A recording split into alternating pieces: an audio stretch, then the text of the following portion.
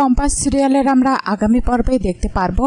Compass মোনালিসাকে বলেন, sorry Mona madam, এবার তোমার চালাকিটা খাটবে না। মোনালিসা বলেন, চালাকি মানে কি সব বলছিস তুই? আমি তোকে হেল্প করতে চাই। কম্পাস বলেন, অন্যদের কথা জানি না, কিন্তু আমার তো তোমার কাছে হেল্প নেওয়ার অভ্যাস নেই, করার আছে নিজেকে এবং তোমাকেই।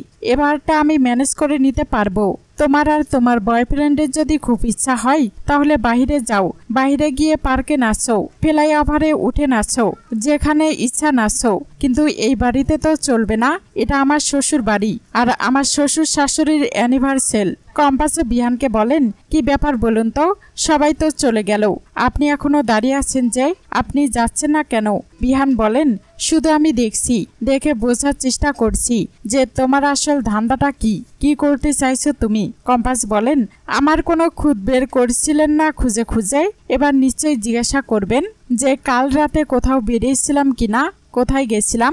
বিহান বলেন, এই শোনো, বেশি পাকামি করো না, আর আমার সাথে না বেশি স্মার্ট হওয়ার চেষ্টা করবে না। কম্পাস বলেন, আপনি কি সকালবেলায় উঠে লিখে ফেলেন যে আজকে আমাকে কি নিয়ে বকা দেবেন? বিহান বলেন, তুমি কি লেখো খাতায়?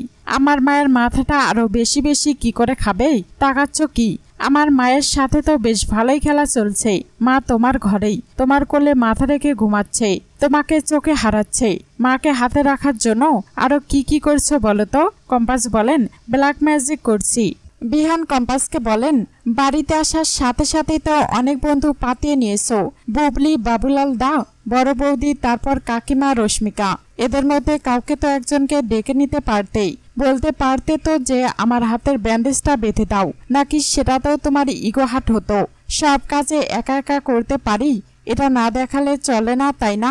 মানে তোমার শ্বশুর বাড়ির লোক, স্পেশালি তোমার হাজবেন্ড, মানে আমি কতটা নিষ্ঠুর এটাই পাবলিকলি ডিসপ্লে করতে চাও, তাই না?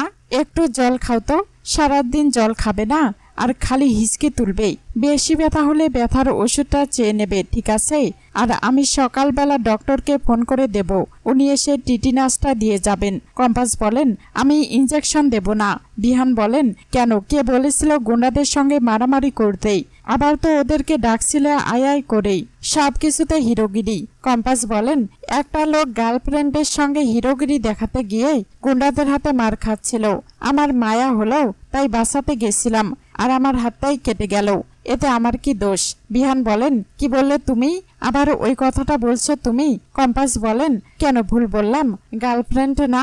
বিহান বলেন, তুমি না একটা অসহ্যকর মেয়ে, তুমি এতটাই নিজের মধ্যে ব্যস্ত থাকো, এতই দিমাগ তোমার যে তোমার কিছু যায় আসে না যে তোমার হাজবেন্ড অন্য কারোর সঙ্গে প্রেম করছে।